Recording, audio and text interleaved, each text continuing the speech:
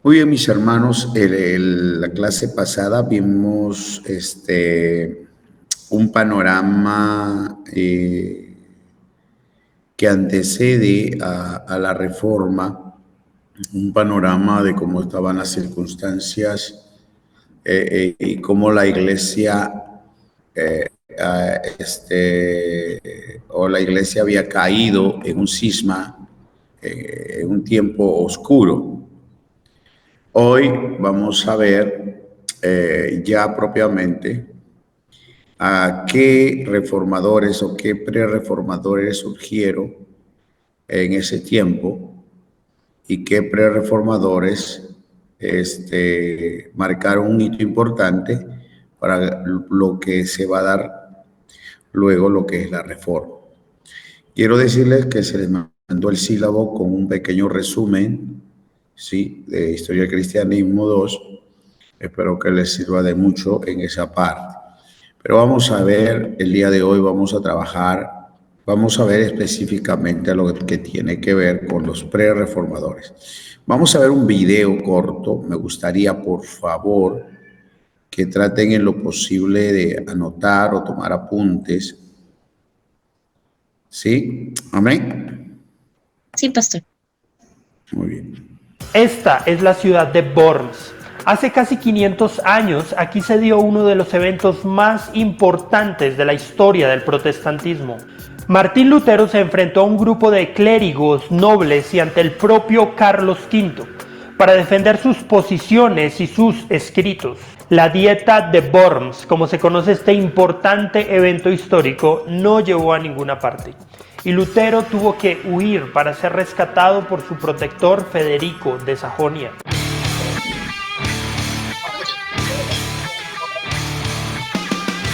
En la ciudad de Worms se levanta desde 1868 uno de los mayores monumentos a la reforma iniciada por Lutero.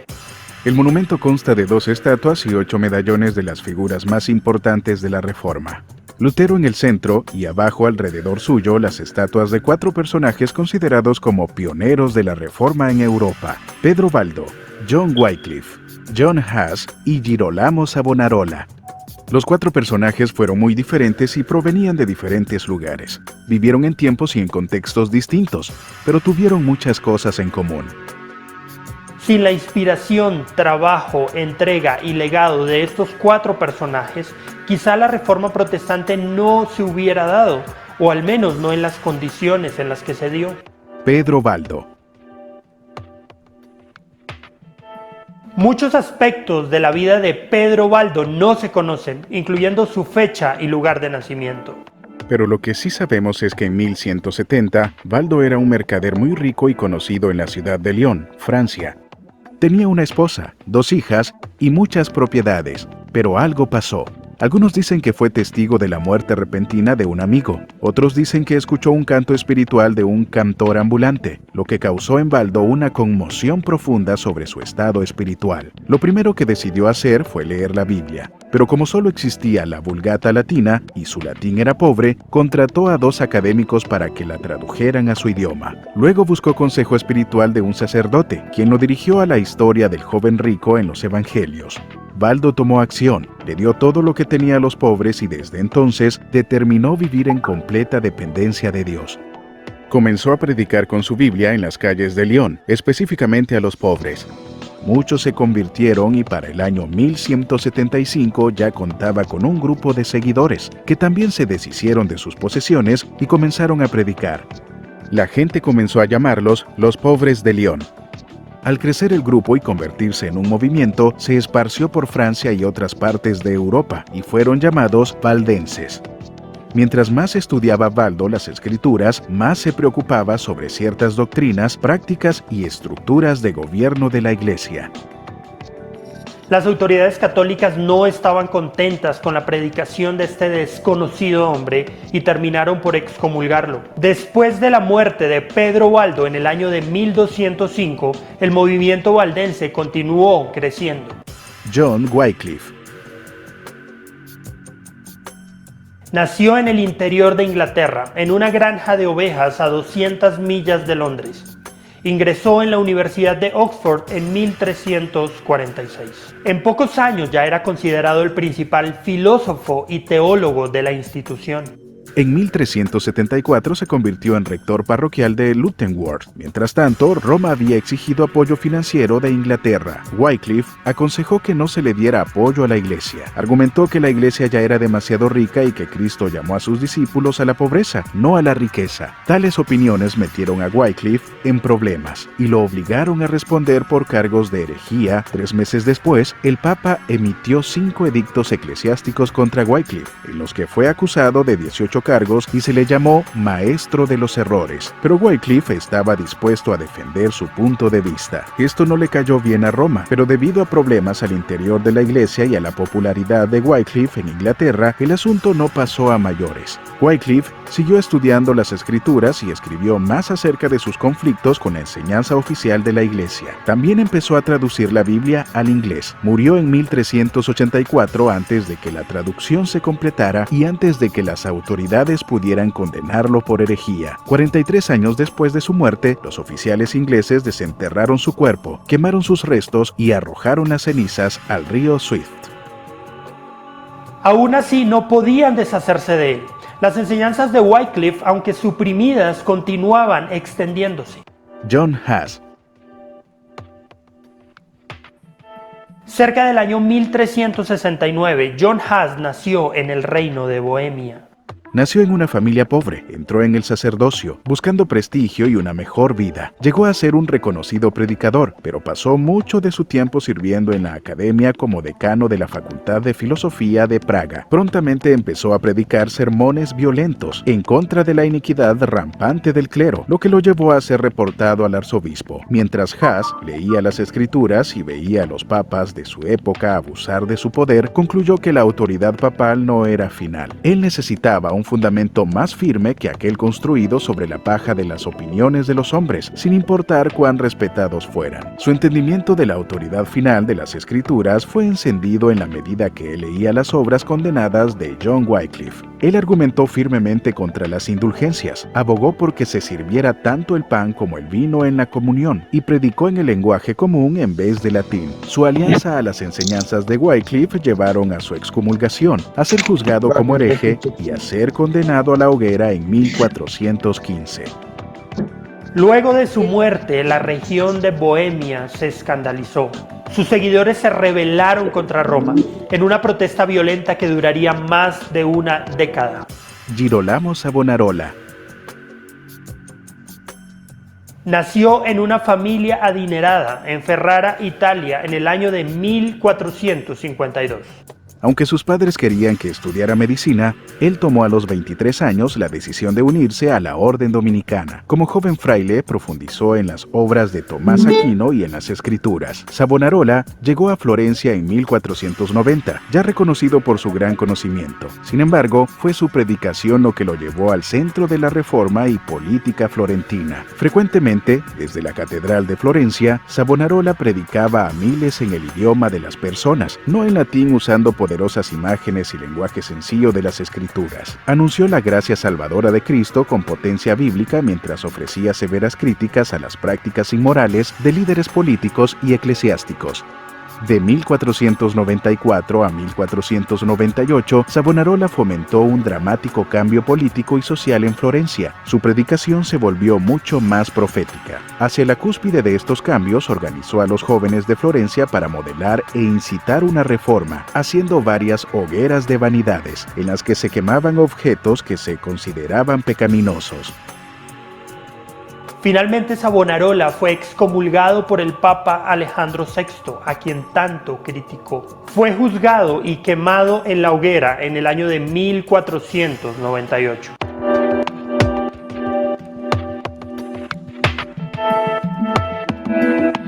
Pero estos pre-reformadores tenían muchas cosas en común. En primer lugar, condenaron la inmoralidad de la Iglesia. Tanto Valdo como Wycliffe y Huss condenaron la doctrina de las indulgencias. Todos condenaron los abusos del Papa de Roma y el clero en general. Todos fueron excomulgados por la Iglesia de Roma debido a sus posturas y 2 de ellos, Huss y Savonarola, ardieron en la hoguera. Ninguno de los 4 personajes se retractó de sus posiciones. Tanto valdenses como lolardos y husitas posteriormente se unieron al protestantismo, y quizá el hecho más relevante, todos rescataron la autoridad de las escrituras y la predicaron en la lengua del pueblo, en un tiempo en el que hacerlo era muy peligroso. La influencia de estos personajes sobre Martín Lutero fue muy relevante. Wycliffe tuvo una influencia muy grande sobre Huss. Muchos consideran que Huss fue un seguidor de las ideas de Wycliffe. Aunque Lutero rechazó inicialmente las ideas de John Huss, finalmente dijo: todos somos husitas sin saberlo. Lutero admiró a Savonarola y encontró inspiración en su vida. Lutero siempre creyó que, al defender sus ideas, terminaría en la hoguera como Huss y Savonarola, pero Dios cambiaría la historia y Lutero vivió para ser el primer reformador. ¿Y tú qué piensas? ¿Crees que la reforma protestante hubiera sido posible sin la labor de estos 4 hombres? ¿Crees que la reforma se hubiera podido evitar si la Iglesia Católica hubiera escuchado a estos personajes? Déjanos tus comentarios y suscríbete a nuestro canal para ver más contenido como este.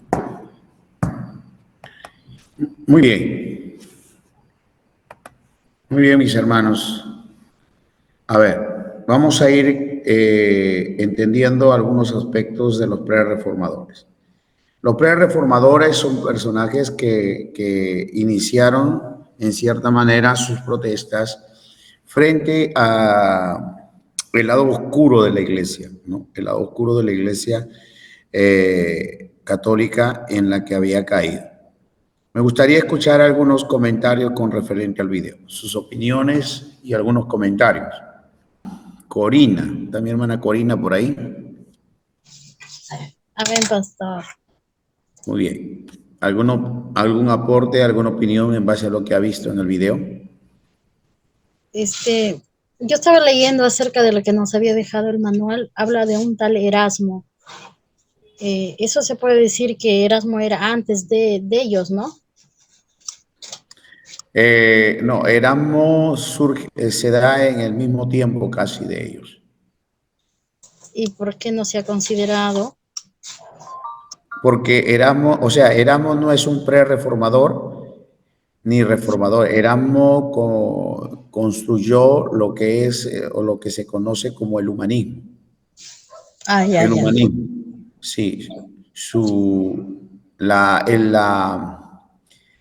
El aporte de Erasmo es que él destacó mucho desde la perspectiva del análisis y del pensamiento y la razón que tenía que tener el ser humano frente a todas las cosas que se estaban dando, ¿no?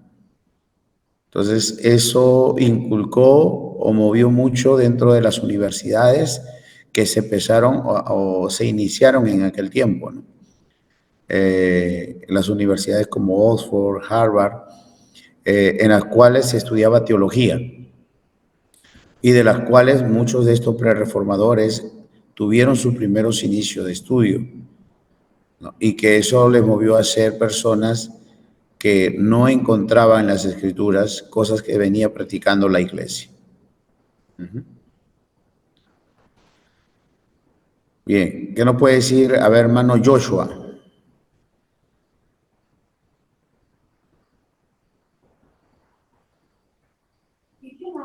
Buen pastor. Pastor, que bueno, me sorprende y me conmueve de estos hombres que se decidieron en predicar, en enseñar lo que dice la Escritura en ese tiempo donde era muy difícil hablarlo, más que todo en sus lenguas, ¿no? Me sorprende bastante de John Hus y su valentía más que todo, pastor, en poder expresarse. Y bueno, que terminó mal, ¿no? Que terminaron quemados, creo. Eso, pastor. Muy bien, mi hermano Joshua. Mi hermana Lice, mi hermana Lucero Tiniano es diferente a Lucero, ¿verdad? Pastor, buenas noches. No, me he conectado de la PC y del teléfono, disculpe, pastor. Ah, ya. Bueno, mi hermana Eva.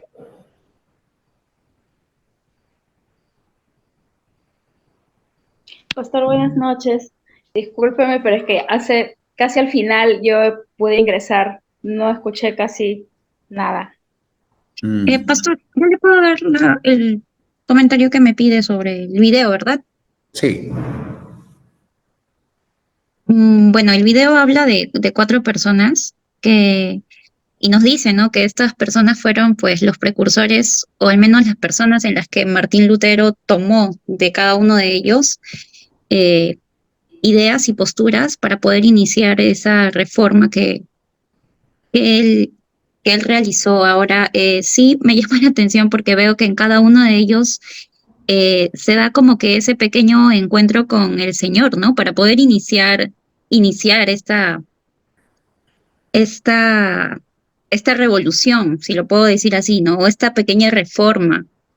Y sobre todo de que ellos estaban tan convencidos de lo que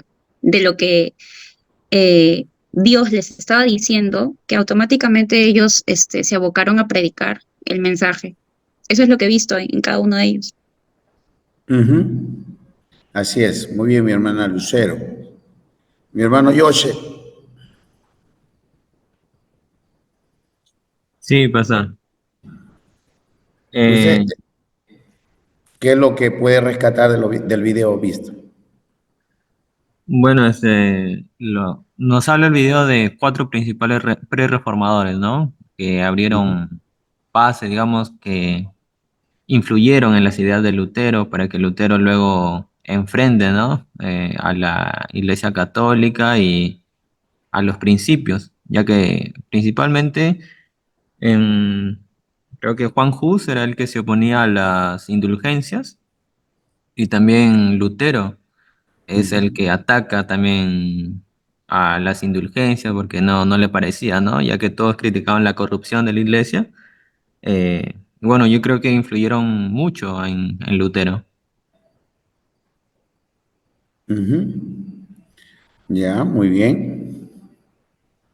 Mi hermana Carmela.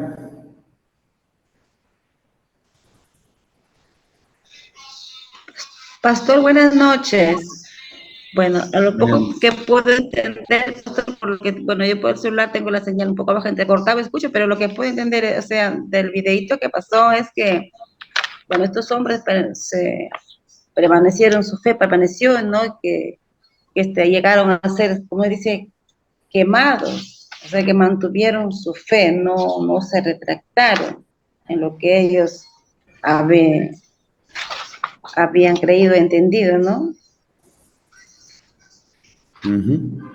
No, Gracias, mi hermana Carmela. pastor, gracias. Mi hermana Melina. Amén, pastor, buenas noches.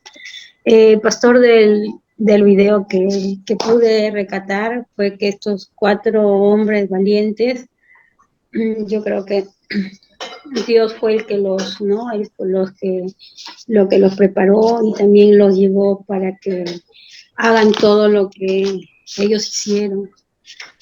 Mantuvieron hasta el último, de verdad mantuvieron hasta el último su fe, aunque terminaron también pues mal, ¿no? Y eso es lo que he recatado, pastor. Ya, muy bien. Entonces tenemos ahí los 4 a los que se mencionan, porque hubo otros más que no se resaltan mucho en la historia, pero que en cierta manera fueron influenciados por la búsqueda de las escrituras y por una búsqueda con la experiencia, con el Espíritu Santo. En cierta manera, estos hombres fueron los que rechazaron aspectos en los que la Iglesia Católica había caído, ¿no? Entonces ahí tenemos a Pedro Baldo, quien formó más adelante el grupo de los valdenses, ¿no? Los valdenses nunca compartieron asuntos con el catolicismo, sino que ellos lo vieron al catolicismo como una iglesia que había caído en cosas oscuras. Tenemos a John Wilfrid, ¿sí? Tenemos al italiano Narola y tenemos a Juan Hus. Personas que en algún momento, en un tiempo determinado, aunque tuvieron que morir algunos quemados, como en el caso de Juan Hus, al ser quemado desarrolló un gran movimiento porque muchos de sus discípulos empezaron a moverse y a protestar, uno, por la muerte que había tenido Juan Hus, y dos, que la iglesia vivía apartada, ¿no? Y eso era lo que ellos decían, que la iglesia católica vivía apartada de las escrituras, practicando leyes humanas y enriqueciéndose, ¿no? Entonces, todo ese aspecto, ¿por qué? Porque la iglesia, como les dije en la clase pasada, la iglesia católica se había vuelto impositora, dominante y esclavizante, ¿no? ¿Por qué? Porque se jugaron mucho con el poder político para gobernar a todos los, o estar sobre todos los reyes o imperios, no tanto imperios propiamente, sino que reyes que trabajaban en cada sector, como en España, Portugal, Inglaterra, España, Suiza, y Holanda o Países Bajos, así mismo, ¿no? Entonces, frente a todo ello, habían planteado algunos elementos que lo vamos a ver en un también corto video, de qué elementos es lo que ellos realmente empezaron a hacer y de qué manera eso fue afectando a la iglesia y cómo se aprovechaban ellos de ese estilo para recabar mayor dinero, adquirir mayores propiedades que empezaron a hacerlo. Así que vamos a ver y entrar ya propiamente al aspecto de la reforma. Así que vamos a prestar atención un ratito. Se conoce como Reforma Protestante al movimiento religioso dentro del cristianismo iniciado en el siglo XVI por un monje alemán, Martín Lutero. Sus postulados produjeron un gran cisma en la Iglesia católica, lo que dio origen a numerosas iglesias que hoy agrupamos bajo la denominación de protestantismo. Un acontecimiento de primera magnitud que cambiaría para siempre la historia de Europa. ¿Quién era Martín Lutero? Lutero era un monje católico agustino que, escandalizado por el bochornoso espectáculo de la venta de indulgencias por parte de la Iglesia católica, clavó en la iglesia de Wittenberg 95 tesis a modo de crítica. Todo un desafío al poder de Roma. Esto ocurrió en el año 1517. Y hay quien pone en duda que este valiente gesto ocurriese tal y como nos lo han contado. Es igual, lo importante era el contenido de la denuncia.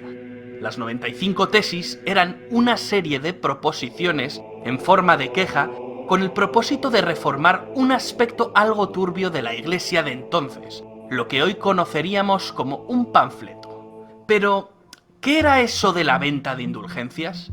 La doctrina de las indulgencias era un concepto muy asentado en los católicos de entonces, y que reportaba pingües beneficios a la Iglesia. Sin ánimo de ofender a nadie, vamos a explicarlo de una manera un tanto ramplona para que se entienda. Vamos a ver. Todos los humanos somos pecadores, y quien esté libre de pecado que tire la primera piedra. Sin embargo, podemos purgar nuestros pecados por medio de la penitencia, es decir, la confesión de esos pecados. La penitencia es uno de los 7 sacramentos. Todo aquello estaba muy bien, pero no todos los pecados conseguían ser purgados en vida, y para eso se inventaron el purgatorio. Un espacio, bueno, no es un espacio físico, sino un estado transitorio entre el mundo de los vivos y el reino de los cielos. Es decir, que antes de entrar en el cielo, tu alma debía pasar un tiempo muy largo purgando todos esos pecados. Como una especie de túnel de lavado para descontaminarte antes de que San Pedro te abriese la puerta celestial. El tema del purgatorio debía preocupar bastante a los devotos católicos de la época. El objetivo era el cielo, pero eso de pasarse 30 o 40 años en un espacio de tránsito no físico tenía que ser bastante aburrido. Sin embargo, había una solución: comprar indulgencias. Es decir, a cambio de una cantidad de dinero o de una serie de sacrificios, la Iglesia de Roma te daba un documento acreditando una reducción de años en el purgatorio, pensado para los difuntos familiares que en ese momento estuvieran pasando por el aburrido trance. aunque también podías comprar para ti mismo la expiación de pecados futuros. Esto de la venta, o mejor dicho, tráfico de indulgencias, era algo muy común en la Europa de la época. Por entonces el Papa estaba necesitado de dinero, pues se estaba llevando a cabo la construcción de la Basílica de San Pedro. Las indulgencias eran perfectas para recaudar. Un producto muy rentable. Poco coste de producción, no eran más que un papelillo con un sello por el que se pagaba mucho dinero. El coste iba en función de los días, los meses o los años que quisieses restar de purgatorio. Las 95 tesis de Lutero criticaban fuertemente la venta de indulgencias. En 1519, tras la disputa de Leipzig, Lutero declaró lo que acabaría siendo uno de los grandes pilares del protestantismo: la sola escritura. El monje alemán abogaba por volver a los orígenes. Todo lo que no estuviese en las Sagradas Escrituras no podía ser interpretado a voluntad. La Biblia estaba inspirada directamente por Dios, por consiguiente, para Lutero era la única fuente de autoridad. Esto era algo bastante peligroso. Por ejemplo, el purgatorio no aparece ni en el Antiguo ni en el Nuevo Testamento. Lutero había destapado una de las vergüenzas de la Iglesia y por lo tanto era un incordio. Que no una gran preocupación, pues la herejía no era nada nuevo en el seno de la Iglesia. Aún así, en 1521, el Papa de Roma publicó la bula Decet Romanum Pontificem, excomulgando a Lutero. Incluso ese mismo año, el emperador del Sacro Imperio Romano Germánico, Carlos V, le llamó al orden. Y nada, no hubo manera de meterle en vereda. Para los católicos, Lutero era un hereje, un delincuente. Por ello se prohibió la lectura y posesión de sus escritos. Todo esto lo que hizo es darle más publicidad al monje alemán. La batalla estaba servida, y Lutero supo manejarse muy bien con la propaganda. Otro alemán, Johannes Gutenberg, había inventado la imprenta unos años antes. La imprenta fue el gran aliado para difundir las ideas de Lutero y para poner a caldo a la Iglesia católica. Las palabras de Lutero recorrerían Europa y surgieron otras voces contestatarias. Zuinglio, Calvino, incluso el monarca inglés Enrique VIII aprovecharía para separarse de Roma y crear su propia iglesia, la Iglesia Anglicana. Tras la Dieta de Worms, los agentes de un príncipe alemán, Federico de Sajonia, capturaron a Lutero y lo refugiaron en el castillo de Wartburg. Querían protegerle. Durante estos años, Lutero traduciría la Biblia al alemán y desarrollaría su doctrina reformista. Este episodio es fundamental, pues para el príncipe alemán era muy importante tener a Lutero de su parte. Lutero era una herramienta muy necesaria y codiciada para desencadenar ese enfrentamiento entre las oligarquías alemanas y el emperador. Algunos príncipes alemanes no creían en el proyecto europeo y cristiano del emperador Carlos V, no porque no fuera una buena idea, sino porque podía poner en peligro sus cuotas de poder. El material de Lutero, con su confrontación religiosa, era un material perfecto para encender la llama de una cruenta guerra. Y así se hizo, se sacudió el tablero y todos empezaron a mover ficha. Cualquier excusa es buena para iniciar una guerra, y en esta ocasión la excusa fue la religión. La Iglesia católica quedaba rota y la unificación alemana quedaba enquistada. Y mientras en Europa los países en guerra avanzaban hacia el Estado moderno centralizado, Alemania se disgregaba en diferentes poderes locales, alargando de manera anómala el sistema feudal. Tras una serie de guerras, ese pulso entre Lutero y el emperador, se puede decir que lo ganó Lutero. En 1555 se firmó la Paz de Augsburgo. El imperio de Carlos V quedaba dividido en dos confesiones cristianas, luteranos y católicos. Los príncipes alemanes podían ahora elegir la confesión a practicar dentro de sus estados. Los súbditos de cada príncipe estaban obligados a profesar la religión que éste eligiera. Esto, por supuesto, distaba mucho de una supuesta libertad religiosa. La intolerancia religiosa dentro de los estados protestantes fue un hecho, Y como dice la profesora Elvira Roca Barea, y como hemos anticipado antes, no es verdad que el protestantismo trajese el progreso. Todo lo contrario, el Sacro Imperio se quedó anclado en la Edad Media hasta el siglo XIX. Pero ¿cuál fue la reacción de la Iglesia Católica tras la Reforma Protestante de Lutero? La reacción fue lo que se conoció como la Contrarreforma Católica. Pero eso ya lo contaremos en otro vídeo. Muy bien. Acabamos de ver de cómo se inicia o por qué se dio lo que es el, por qué se dio,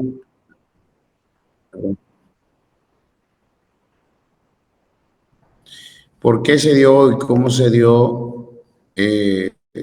la reforma, ¿no? La reforma.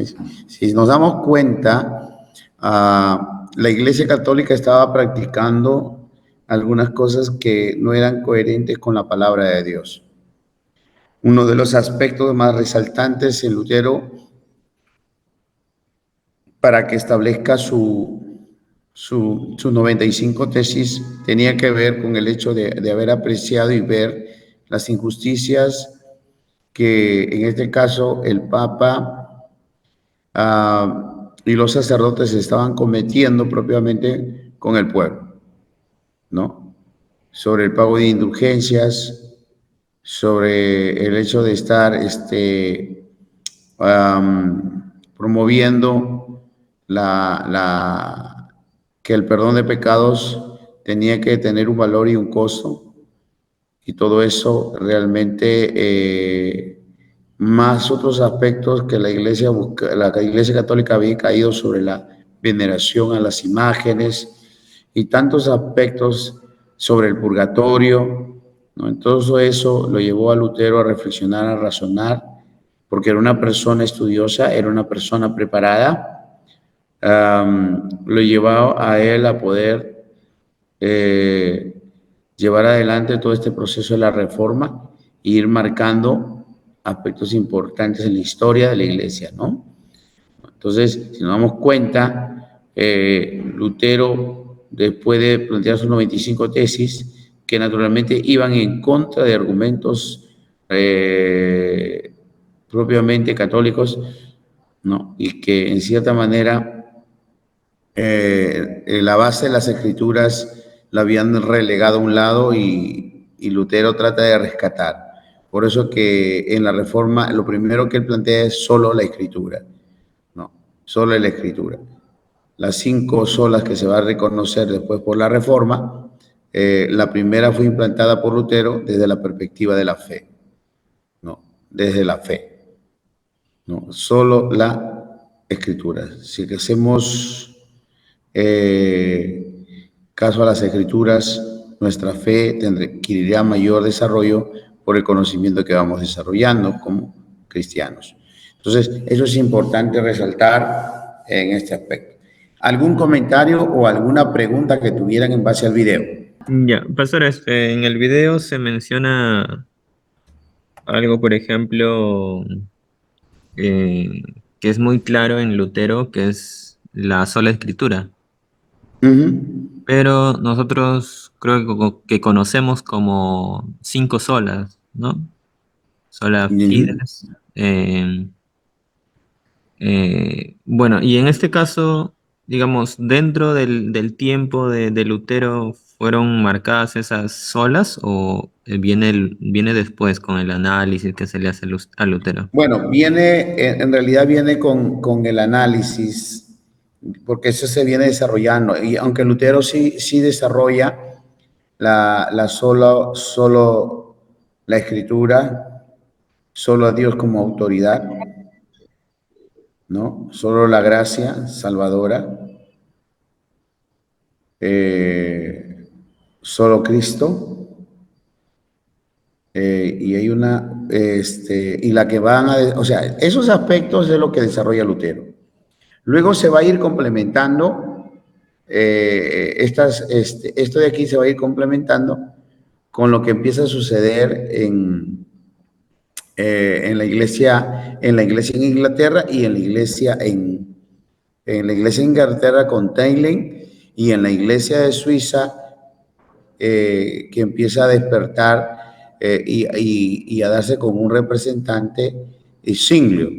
Entonces, estos tres van a formar el primer ente después de los pre-reformadores como para establecer las 5 solas, ¿no? Las 5 solas, así es. Pero ya Lutero desarrolla, con anticipación, desarrolla 4 puntos de ellas, en los que desarrolla. Y la quinta viene a consecuencia de que Lutero se reúne con Zwinglio, determinan algunas cosas, y también la iglesia anglicana que se empieza a desarrollar en Inglaterra, ¿no? A partir de la Reforma, a partir de todos estos movimientos. Recuerden que Lutero establece, a partir de Lutero, sus discípulos de Lutero establecen la iglesia luterana. De ahí nace la iglesia luterana. Y partiendo de esto, de ahí, Tylen, que era un seguidor de la Reforma, prosigue el proceso junto con el rey Enrique VIII, en Inglaterra, para establecer luego la iglesia anglicana. Pero vamos a ver ese aspecto. Antes, primero, si tienen alguna otra pregunta, sería bueno que lo puedan hacer. ¿Qué opina usted de las indulgencias, hermana Lucero, que la Iglesia Católica pagaba?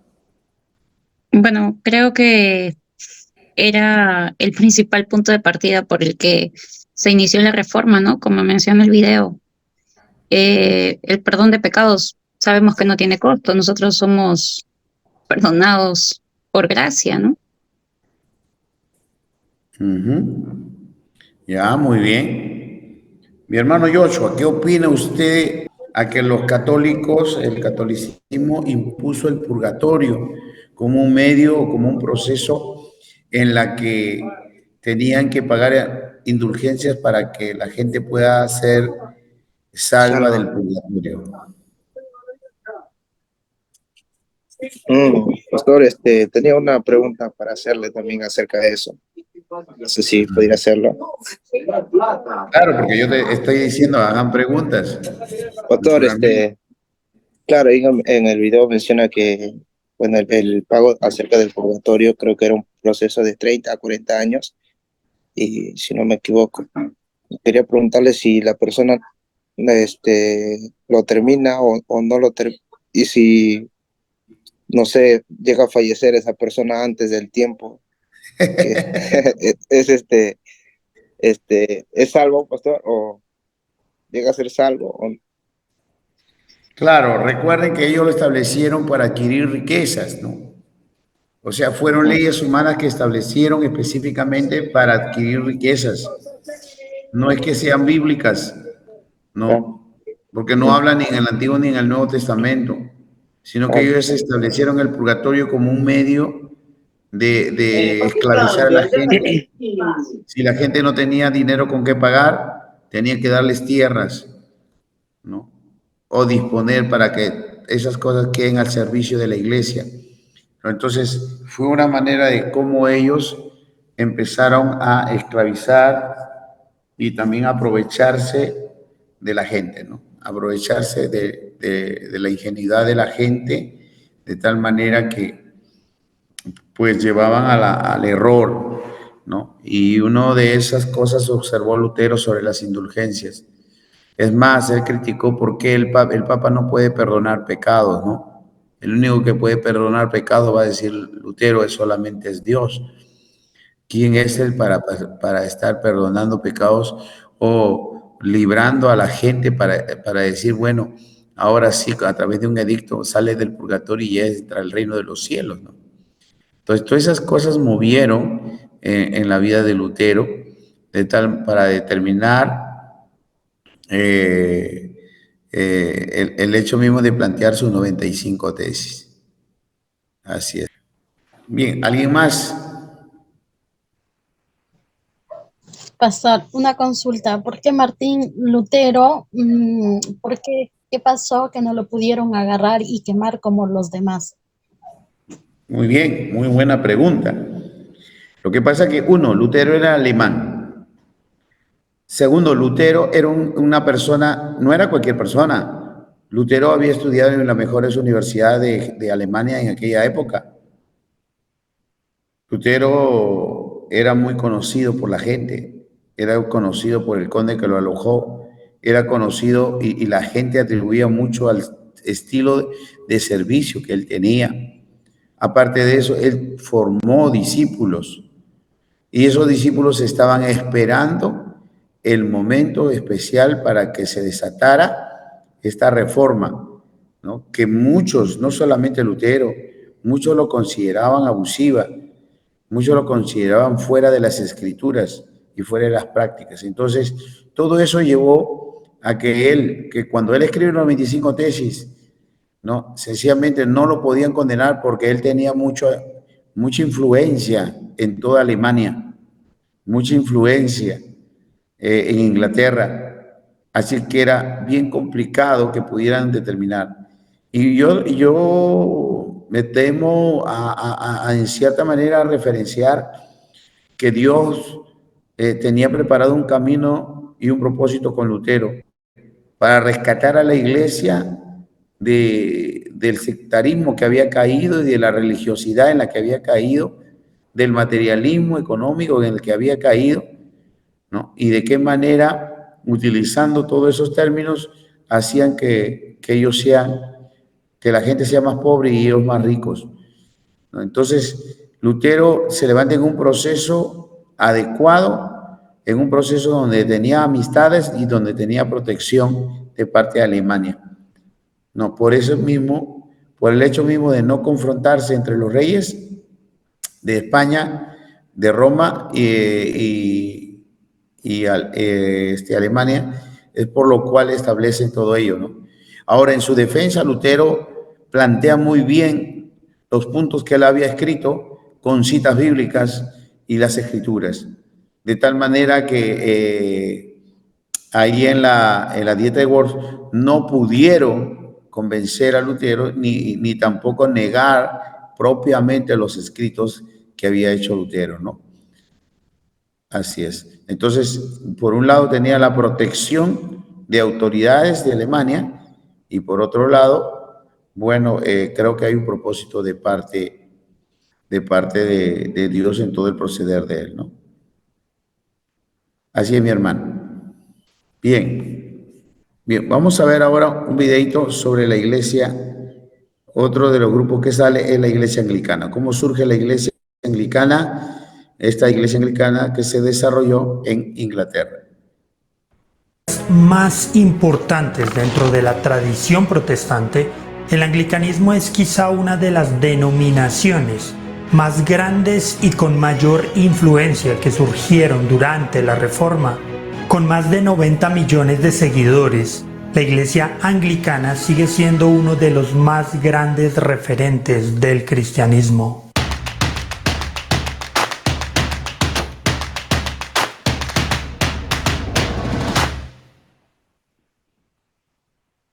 El uso del término anglicanismo data del año 1838, cuando esta palabra fue usada para identificar a las iglesias inglesas sometidas a la autoridad del rey de Inglaterra y separadas de la Iglesia católico romana desde 1534. El término es un derivado de la palabra anglicano, con la que se conocía a los ingleses desde el siglo XIII.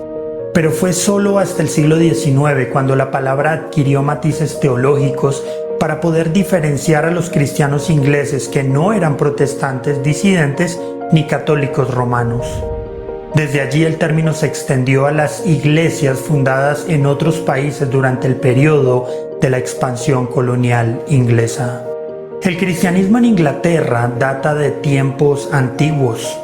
La evidencia histórica sugiere que para el año 180 después de Cristo ya se había constituido la primera diócesis en Londres.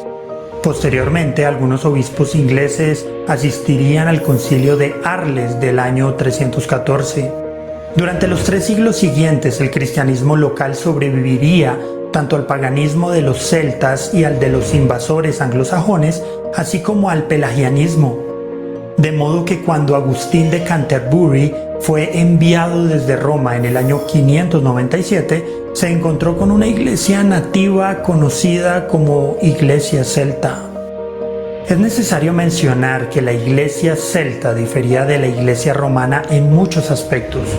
Por ejemplo, recién la iglesia inglesa reconocería la supremacía papal en el sínodo de Whitby del año 664. En los siglos posteriores continuaría el descontento hacia Roma entre los ingleses, tanto de manera política como religiosa. Una figura muy popular de este descontento fue John Wycliffe. En un sentido estricto, se puede citar el origen de la Iglesia Anglicana en 1534, cuando el Parlamento británico aprueba el Acta de Supremacía, que declara al rey Enrique VIII como máximo jerarca de la Iglesia inglesa, y se hace oficial la separación con Roma. Puedes conocer más sobre Enrique VIII en el link que te dejaremos en la descripción. En un inicio fueron muy pocas las cosas que diferenciaban a la Iglesia anglicana con la Iglesia de Roma. El mismo Enrique VIII fue doctrinalmente católico romano hasta su muerte. Varios católicos serían ejecutados por oponerse a la supremacía real, mientras que otros serían ejecutados por sostener opiniones protestantes.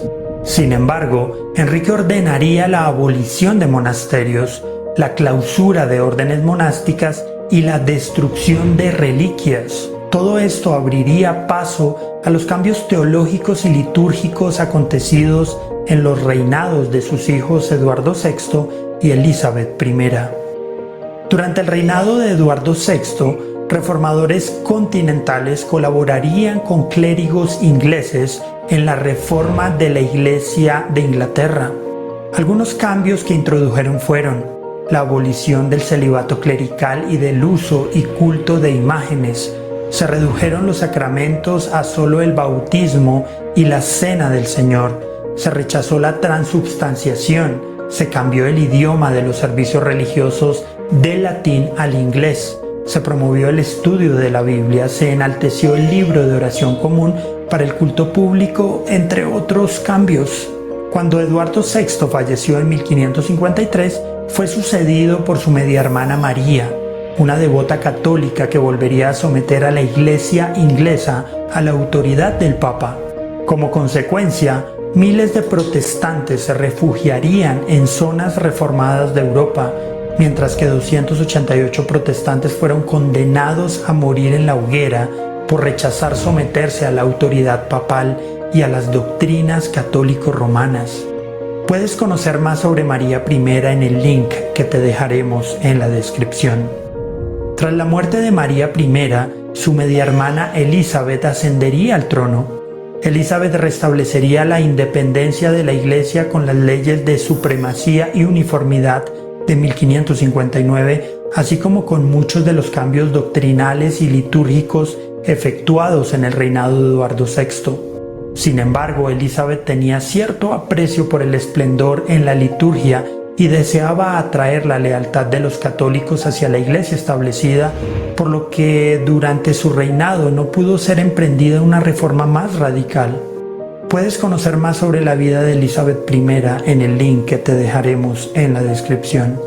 Durante el reinado del sucesor de Elizabeth, Jacobo I, el sector puritano de la Iglesia de Inglaterra hizo una petición para hacer reformas en la Iglesia, la cual fue rechazada en su mayor parte por Jacobo. Sin embargo, él estuvo de acuerdo con el proyecto de elaboración de una Biblia en inglés, la cual sería conocida como la versión King James.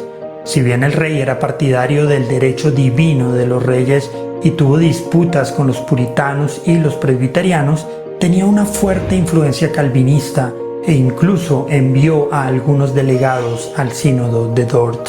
Sin embargo, Carlos I, hijo y sucesor de Jacobo I, se inclinaría hacia el arminianismo y William Laud, el nuevo arzobispo de Canterbury, regresaría a muchas prácticas litúrgicas del catolicismo romano a la iglesia establecida.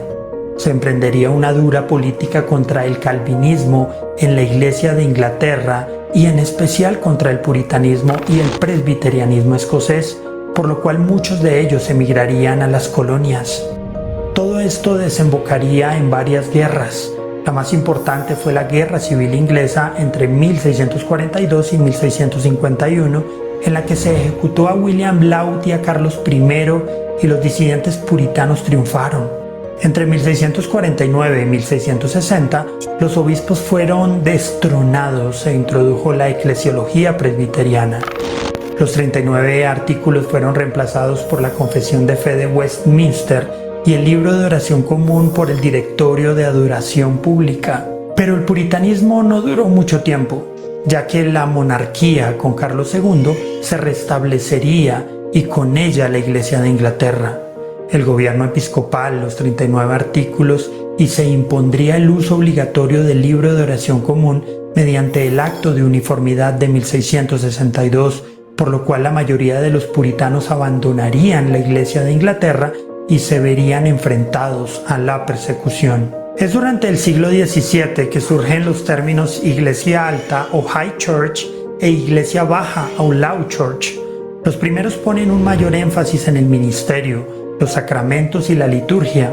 Los segundos ponen un menor énfasis en estos aspectos y se preocupan más de los principios evangélicos. El sucesor de Carlos II fue su hermano Jacobo II, quien era católico romano, lo cual fue considerado por la mayoría de la población como una amenaza para el protestantismo y la libertad, por lo cual muchos anglicanos y puritanos dejaron de lado sus diferencias y se pronunciaron a favor del protestante holandés Guillermo III de Orange, quien ascendería al trono inglés luego de la llamada Revolución Gloriosa de 1688, y con la Ley de Tolerancia de 1689 se concedió la libertad de culto a aquellos protestantes disidentes, como los congregacionalistas, bautistas, presbiterianos y otros. A principios del siglo XVIII el clima espiritual en Inglaterra era frío. Sin embargo, fue la predicación de clérigos anglicanos como George Whitefield y los hermanos Charles y John Wesley lo que resultaría en el Gran Avivamiento de 1740, el cual se extendería por las Islas Británicas y las colonias de Norteamérica. Como consecuencia de este avivamiento surgió el metodismo. También se fundarían varias sociedades misioneras. Se promoverían reformas en la sociedad como la abolición de la esclavitud, el fin del comercio de esclavos, la legalización sobre bienestar infantil y el desarrollo de la salud y la educación pública. Después de la Revolución Americana, las congregaciones anglicanas en los Estados Unidos fueron reestructuradas en iglesias autónomas con sus propios obispos y estructuras autónomas. Estas fueron conocidas en adelante como Iglesia Episcopal.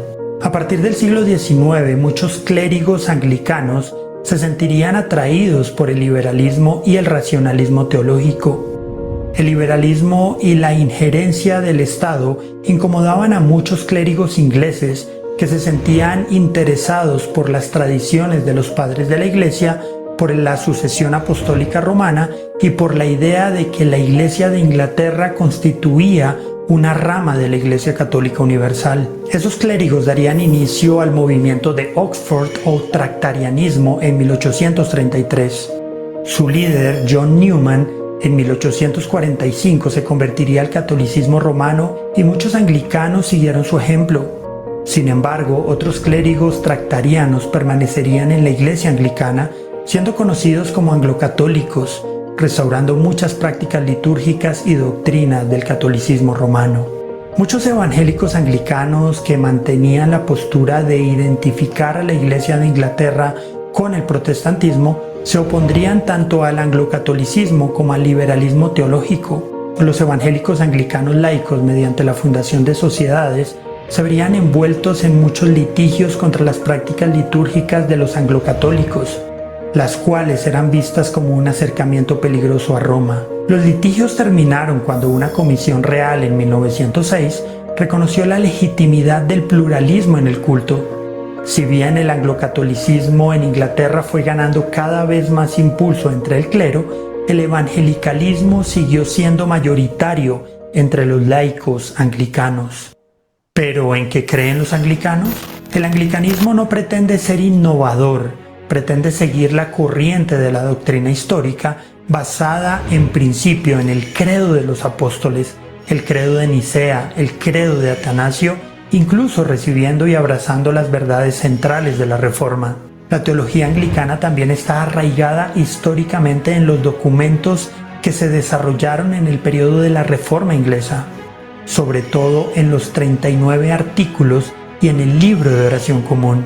El arquitecto principal de esta comunión fue el arzobispo de Canterbury, Thomas Cranmer, un clérigo influenciado por Lutero. La pieza más fundamental de la teología anglicana, compuesta por Cranmer, son los 39 artículos que se considera que proporcionan un sistema integral de doctrina para la Iglesia y no han cambiado desde 1571. Otra forma de identificar lo que creen los anglicanos se encuentra en el cuadrilátero Chicago-Lambeth, que aborda los temas de las escrituras, los credos, los sacramentos y el episcopado histórico como los ejes centrales de la doctrina anglicana. Para los anglicanos, la Biblia es la última autoridad. Para ellos, la escritura debe ser entendida y leída a la luz que ofrecen la tradición y la razón. Sin embargo, ninguno de estos dos factores está por encima de la Biblia. En cuanto a organización, la mayoría de los anglicanos son miembros de las 40 provincias eclesiásticas nacionales o regionales de la Comunión Anglicana Internacional, que representa a más de 85 millones de personas en más de 165 países. Las iglesias se mantienen en plena comunión con la sede de Canterbury y por lo tanto con el arzobispo de Canterbury, a quien la comunión se refiere como suprimus inter pares o primero entre iguales. ¿Y tú qué piensas? ¿Cuáles crees que son los aportes más significativos del anglicanismo al protestantismo? ¿De qué forma? Bien, acabamos de ver el video del grupo de los anglicanos. Por un lado estaban los luteranos, Lutero con el movimiento de la Reforma, planteando sus 95 tesis. Por otro lado encontramos a los anglicanos, una vez que se dio el movimiento de Lutero y hubo influencia fuerte a través del luteranismo, porque los discípulos formaron más adelante la iglesia de Alemania, conocida como la iglesia luterana, ¿no? Y que sus escritos en cierta manera afectaron, influenciaron en la iglesia anglicana, que se inicia por un asunto en el que el rey Enrique VIII se quería casar, o había tomado por mujer a una persona que no era su esposa, naturalmente, porque él se había divorciado y la Iglesia Católica no aceptaba el divorcio. Entonces, al darse este movimiento fuertemente, vio como pretexto para dividirse, ya que la Iglesia Católica no le aceptaba la nueva unión que él tenía. Entonces se separa. ¿Por qué? Porque ya en Inglaterra muchos obispos aceptaban la tendencia luterana y lo vieron como mejor opción separarse y conformar su propia iglesia, a la que ellos llamaron anglicana, ¿no? Entonces es así como surge la iglesia anglicana. Pero aparte de estos grupos también estaban los grupos que se separaron, que era el grupo de los anabatistas.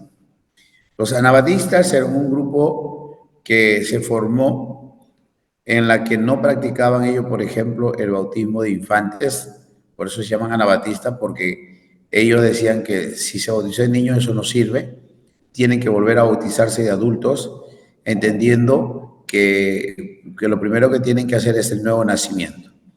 Una vez que no es nuevo nacimiento, recién pueden tomar ellos el hecho de bautizarse ya adultos con conocimiento de lo que están haciendo, ¿no? Eso es lo que ellos interpretaban de esa manera, ¿no?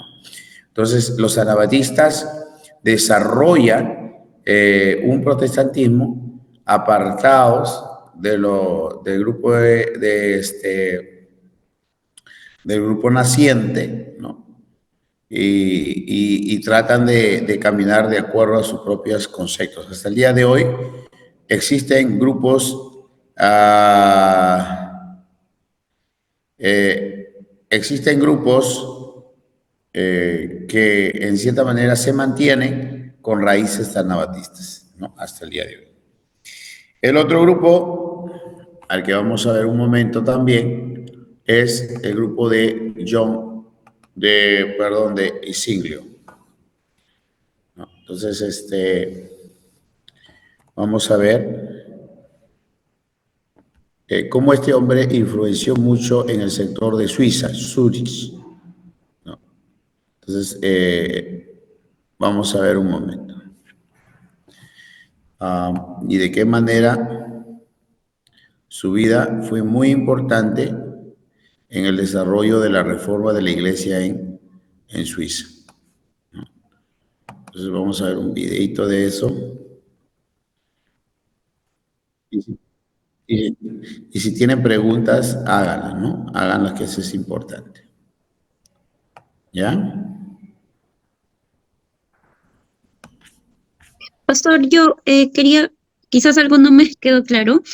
Usted indica que el anglicanismo se desprende de esta situación que menciona con este hombre inglés. Con el rey Enrique VIII. Sí, acerca del divorcio que él tuvo. O sea, de esto es que surge el anglicanismo. Se separan, utilizan el movimiento luterano que ya venía con fuerza de Alemania, y muchos obispos de Inglaterra, que eran católicos, habían asimilado muchos conceptos de luteranos y sobre todo de la reforma, que ellos también se oponían al pago de las indulgencias para enriquecer al Papa y enriquecer al rey que estaba dominando en aquel tiempo, que venía de España. Entonces, como ellos había conflictos internos, utilizaron el mejor pretexto, que era el levantamiento luterano, para ellos. Y aparte de eso, como no aceptaban su nuevo matrimonio y no lo avalaba el papado, entonces ellos dijeron, bueno, separémonos, hagamos nuestra propia iglesia, y a partir de ahí, en cierta manera, surge los anglicanos, bueno, que posteriormente van a dar lugar a otros grupos, que como hemos visto en el video, que esos grupos, como los puritanos, los wesleyanos o los metodistas, salen de la iglesia anglicana, salen de ahí. Por eso es que es importante darnos cuenta en este aspecto de cómo la iglesia anglicana influenció mucho también en todo lo que va a hacer luego la iglesia protestante, ¿no? Así es. Okay. Ya, gracias, pastor. Eso era la duda. Pastor, otra pregunta. Sí. En la actualidad tengo entendido que la iglesia anglicana tiene que ver también con el matrimonio gay. Sí, la iglesia anglicana está dividida en sectores a nivel del mundo. Por un lado está la línea episcopal, por otro lado está la línea anglicana de África, y está la línea anglicana de Europa. Entonces, la línea anglicana de Europa sí han aceptado entre ellos el matrimonio de homosexuales hoy, pero no asimismo es la episcopal o la iglesia del sur, que en este caso de África, ¿no? Es así. Ellos tienen cierta autonomía cada región en esa parte. Pero lo que más se resalta es la iglesia anglicana tradicional, es la que ha aceptado en cierta manera el matrimonio, ¿no? De casar homosexuales. Así es. Listo, pastor, gracias. Muy bien, vamos a ver a Eurico Isinglio. El capellán de la ciudad se presentó ante el ayuntamiento de Zúrich en enero de 1523. Los vientos de la Reforma ya se habían abierto paso a través de los Alpes desde la Alemania de Lutero, Los argumentos del capellán fueron muy persuasivos y las autoridades le dieron permiso para continuar su predicación, que enfatizaba primero a Cristo y luego a la Iglesia. La reforma en Suiza ya estaba en camino y este capellán desempeñaría el papel clave en estos primeros pasos. Bienvenidos a este resumen de la vida de Ulrico Zwinglio.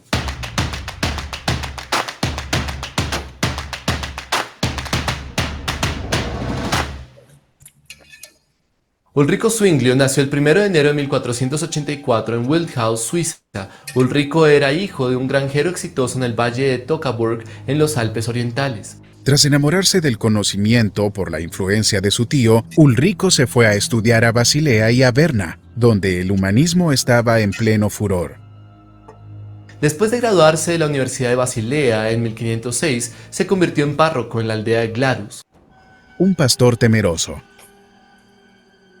Desde el principio, Zwinglio tomó en serio sus deberes sacerdotales. Más tarde escribió: Aunque era joven, los deberes eclesiásticos me inspiraron más miedo que alegría, porque sabía y sigo convencido de que daría cuenta de la sangre de las ovejas y que perecería como consecuencia de mi descuido. El sentimiento de responsabilidad por su cargo motivó el creciente interés de Zwinglio en la Biblia. Un erudito particular. En una época en que los sacerdotes a menudo no estaban familiarizados con la escritura, Zwinglio quedó fascinado con ellas después de comprar una copia de traducción del Nuevo Testamento de Erasmo. Comenzó a aprender griego por su propia cuenta utilizando el Nuevo Testamento en griego, mientras memorizaba largos pasajes. En 1519 se convirtió en sacerdote de la ciudad de Zúrich y comenzó a predicar desde el Nuevo Testamento con regularidad. Para ese momento, Zwinglio ya había llegado a ser un admirador del movimiento de la Reforma y sus propias conclusiones eran muy similares a las de Lutero. Ya a Zwinglio le preocupaba en sobremanera la superstición del pueblo y la explotación por parte del clero debido a esas supersticiones. Su influencia en Zúrich. La influencia de Zwinglio en Zúrich crecía poco a poco y llegó a ser muy grande, tanto que cuando llegó un vendedor de indulgencias a la ciudad, hizo que el gobierno de Zúrich lo expulsara. Para ese momento, Zwinglio ya era blanco de ataques porque, según sus críticos, estaba absorbiendo las ideas reformadoras de Lutero. Más tarde, el propio Zwinglio dijo que había llegado a las mismas conclusiones de Lutero, no porque las hubiera copiado del reformador alemán, sino por el estudio de las Escrituras. Para 1522, Zwinglio estaba listo para lanzar su reforma en Zúrich y el gobierno de la ciudad lo respaldaba. Rompiendo la tradición. En privado, Zwinglio comenzó a desafiar las costumbres de la cristiandad medieval que él consideraba no bíblicas. Había luchado contra el celibato clerical durante algún tiempo. En 1522 se casó en secreto. Ese mismo año rompió el ayuno tradicional de Cuaresma al comer salchichas en público y escribió sobre el verdadero sentido del ayuno. Para 1523 estaba listo para llevar sus ideas a un público más amplio y en enero lo hizo justo ante el ayuntamiento de Zúrich, en lo que ahora se llama la primera disputa. La segunda disputa llegó en octubre y con la aprobación adicional del concilio se llevaron a cabo más reformas. Las imágenes de Jesús, María y los santos fueron retiradas de las iglesias. La Biblia debía tener preeminencia. Las circunstancias se movieron rápidamente después de eso. En 1524 se casó públicamente con su esposa, insistiendo en que los pastores tenían derecho a casarse. En 1525, él y otros convencieron a la ciudad de abolir la misa y reemplazarla con un servicio simple que incluía la cena del Señor, pero solo como un memorial simbólico. Una reforma bíblica. A partir de ese momento, con el apoyo del gobierno de Zúrich, Zwinglio empezó a llevar a cabo una reforma en la ciudad. El reformador estaba determinado a realizar una restauración del cristianismo en base a prácticas bíblicas. En ese orden de ideas, nada que no estuviese contemplado en la Biblia y que hubiese sido impuesto por el catolicismo debería ser tolerado dentro y fuera de la iglesia de la ciudad. Bajo el liderazgo de Zwinglio empezaron a suceder varios cambios importantes en la ciudad. Por ejemplo, se empezó a ofrecer la comunión tanto a hombres como a mujeres. Muchos sacerdotes y monjas se casaron. Se estableció un sistema educativo gratuito y general. Finalmente, muchos laicos y clérigos de Zúrich empezaron a propagar las ideas de reforma en otros cantones suizos. Diferencias con Lutero. A pesar de las similitudes, Lutero y Zwinglio habían llegado a sus conclusiones desde dos orillas distintas. Para Lutero, sus conclusiones partieron de su encuentro personal con la justificación por la fe. Zwinglio llegó a conclusiones similares solo a través del estudio de la Biblia. Lutero creía que la iglesia que se reformaba debía desechar solamente aquello que contradecía las Escrituras. Para Zwinglio, la reforma consistía en deshacer de todos los elementos que hubieran sido incorporados por la iglesia a través de los siglos, por insignificantes que fueran. Estas visiones chocarían en las diferencias de los dos reformadores en cuanto a los sacramentos. En una reunión de 1529 en Marburgo, convocada con el propósito de unir los dos movimientos, Lutero y Zwinglio se encontraron. Aunque estuvieron de acuerdo en 14 puntos de doctrina, tropezaron con el 15º, la Cena del Señor. Lutero insistía en la presencia literal de Cristo en la cena. Zwinglio se resistió a esa idea, argumentando que la presencia de Cristo era solamente simbólica. El protestantismo en Suiza. La Confederación Suiza no era un estado centralizado, se trataba de la unión de diversos estados o cantones, cada uno con su propio gobierno y leyes, que se habían confederado para fortalecer su posición y garantizar su independencia. Cuando llegó la Reforma, algunos cantones se unieron al movimiento mientras que otros se mantuvieron en el catolicismo. Los cantones católicos se unieron al emperador Carlos V. Finalmente, en 1531, los 5 cantones católicos atacaron por sorpresa a la ciudad de Zúrich. Zwinglio salió a defender la ciudad con un primer destacamento y fue asesinado en medio de la batalla. El futuro del protestantismo en Suiza. Pero Zúrich siguió siendo protestante y bajo el liderazgo de Heinrich Bullinger, el sucesor de Zwinglio, esta rama única de la Reforma continuó floreciendo. La Reforma en Suiza se siguió enriqueciendo y el legado pasaría una década después a Juan Calvino. Ulrico Zwinglio fue un reformador adelantado que encontró su propio camino hacia una reforma al estudiar con pasión y diligencia las Escrituras. No necesitó un referente, la lectura de la Biblia lo llevó a la verdad. ¿Y tú, qué piensas? ¿De qué forma crees que el sano estudio de la Escritura nos debe llevar a conocer la verdad? ¿Crees que tenemos problemas hoy con una subestimación del poder de la palabra para cambiar nuestras naciones? Déjanos tus comentarios y suscríbete a nuestro canal para ver más contenido como este. Bien, hermanos, acabamos de ver otro video ya de Ulrico Zwinglio que se desarrolló en Suiza, ¿no? Y que también mantenía los puntos doctrinales de la Reforma, ¿no? De la Reforma. ¿Algún comentario, alguna pregunta, algo que les ha quedado o algo que les ha sorprendido, que les ha gustado en el video? A ver, ¿alguien que desee participar? Pastor, le digo una consulta, ¿cómo los consideran hoy en día la historia, o sea, en la Iglesia Católica, ya sea a este hombre, ¿no? O a los, por ejemplo, como Martín Lutero?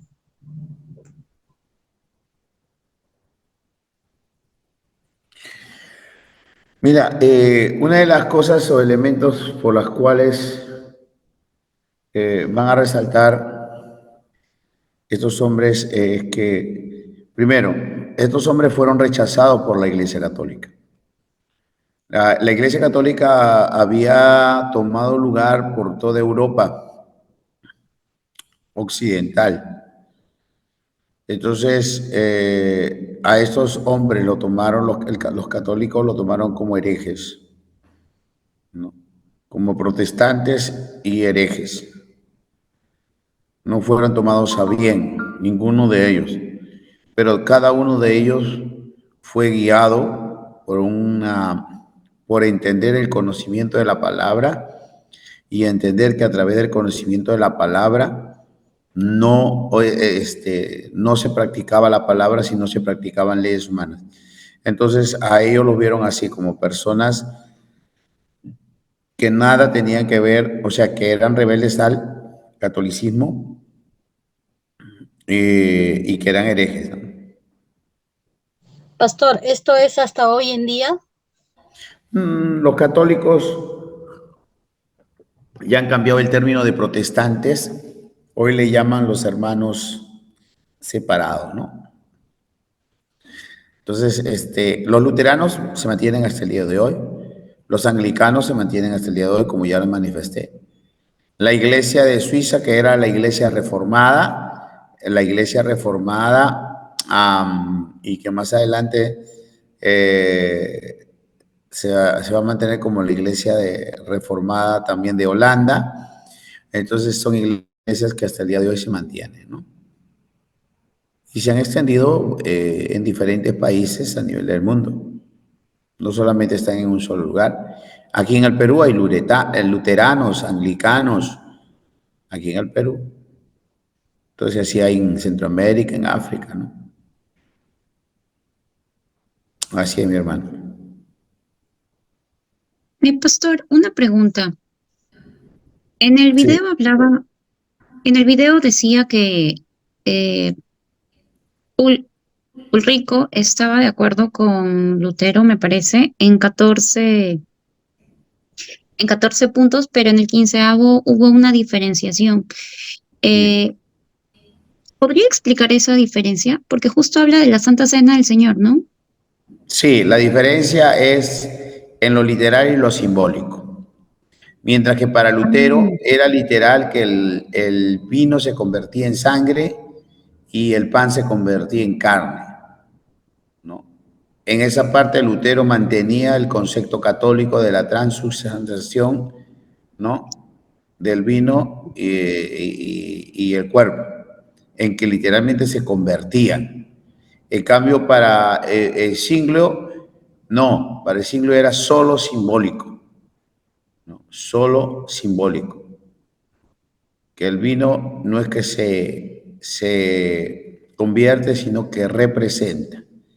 Y el pan no se convierte, sino solo representa. Y bueno, lo que decía Ulrico es lo que actualmente nosotros también tomamos, ¿no? La Santa Así es, Cena de forma simbólica. así es, así es. Es un punto que nosotros traemos o que se viene desde la época de la Iglesia de la Reforma, pues, ¿no? La Iglesia Reformada. Ok, pastor, gracias.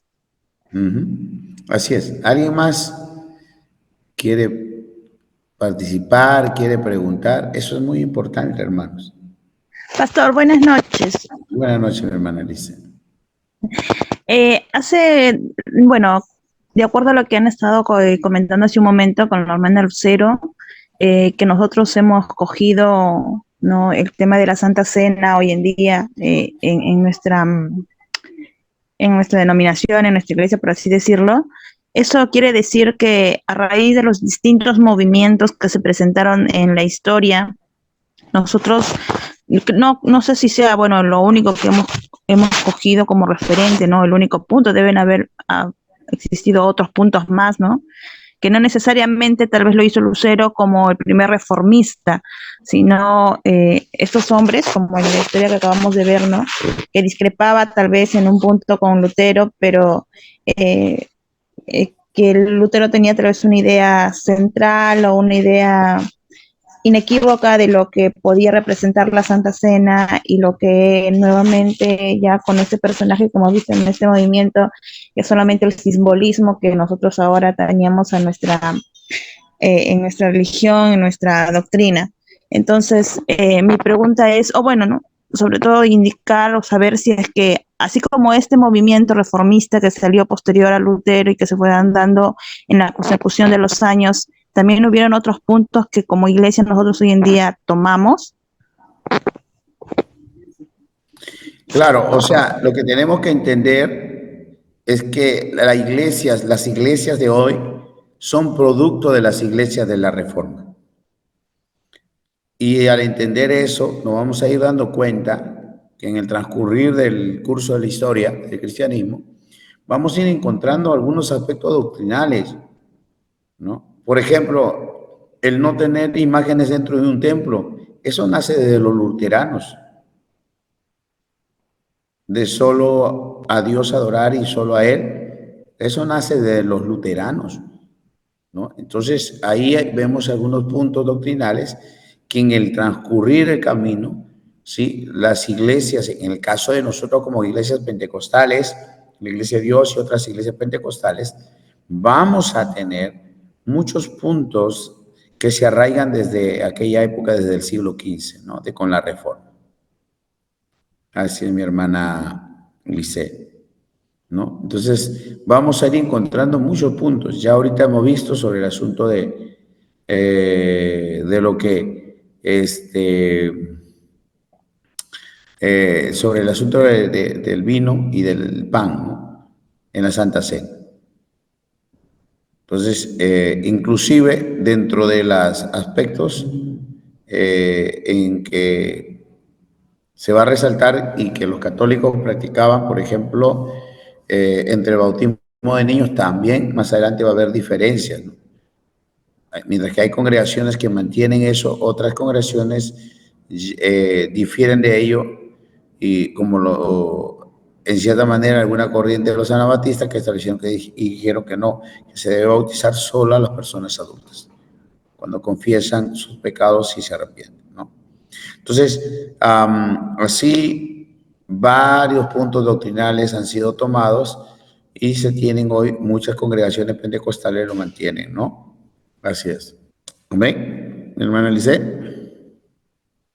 Sí, pastor. Amén. Gracias por la explicación. Muy bien. ¿Alguien más? Vamos a presentar un pequeño resumen, ya acabando el día de hoy, ¿sí? En base a lo que tenemos. Ahora, ojo, quiero resaltar que a pesar de que se dieron los movimientos con Insiglio, con Lutero, con el rey Enrique VIII y Teylings en Inglaterra, así mismo con Knock, que se va a dar en Holanda, y más adelante va a venir ya, después de todo este proceso, va a venir Juan Calvino. Pero es interesante que una de las cosas que va a resaltar, por ejemplo, Lutero, es a 12 reformadores, a los valdenses y a los husitas, que va a decir él, ¿no? Que todos somos husitas, refiriéndote a Juan Hus, ¿no? Hay una línea en todos ellos trazada, una línea que trasciende desde los escritos, desde los siglos II y III, perdón, del siglo III, donde desarrolla Agustín e Hipona. Agustín de Hipona marca un hito importante para el cambio de la vida de la iglesia. Sus escritos, que se mantuvieron más de 10 siglos, marcaron un hito importante para que tanto Lutero como Juan Hus, Pedro Baldo, que tenían sus estudios o sus fundamentos, en cierta manera se basaban a Agustín, ¿no? Agustín de Hipona. Y que eso a la postre iba a traer los movimientos con conocimiento de la Reforma. Ahora, aparte de ello, ¿sí? Aparte de ello, vamos a encontrar que la Iglesia Católica no se quedó conforme con lo que estaba sucediendo.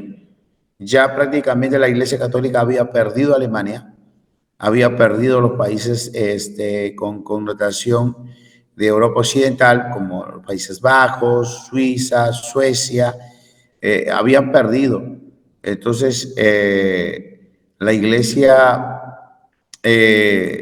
Católica empieza a mandar diferentes órdenes a cumplir una misión en diferentes lugares y si nos damos cuenta, justo por esos años es cuando llegan los conquistadores a América, ¿no? Trayendo siempre a un representante de la Iglesia Católica, ¿no? Y poniéndolos, sometiéndolos para que ellos lleguen a ser ese pueblo que ellos necesitaban aumentar, ese pueblo católico. Ahora, esos sucesos se van dando y para que ellos puedan establecer eso, establecen una contrarreforma en el Concilio de Trento. En el Concilio de Trento, ellos establecen sus puntos doctrinales y dan respuesta en cierta manera a todo lo que venía aconteciendo con la iglesia, ¿no? Así es. Entonces, ahí se da la contrarreforma, que en cierta manera va a tratar de poner puntos importantes frente a lo que estaban viviendo, pero ojo, también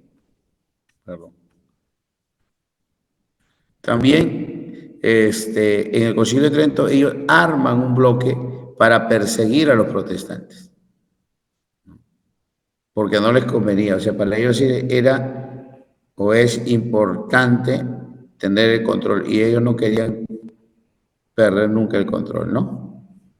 Así es. Bien, ahí sí. Bien. Bien, hermanos. Entonces, llegando al punto final de la clase del día de hoy, vamos a encontrar ahí a la iglesia reformada propiamente, desde la caída de Constantinopla hasta el fin de la Guerra de los 30 años. Esto de la Guerra de los 30 años, mañana les voy a explicar, porque se da justo en un periodo de los protestantes en un lugar llamado de Bohemia. Pero bien, vamos a entender ahí que el Renacimiento despierta el interés en las escrituras en el griego y hebreo y una investigación de los verdaderos fundamentos de la fe aparte de los dogmas de Roma. Entonces, lo que se trata de ver desde el despertar del Renacimiento, ver las verdades bíblicas o las escrituras para tener un fundamento de fe frente a lo que estaban viviendo. Se da el espíritu nacionalista y de independencia eclesiástica de Roma, ¿no?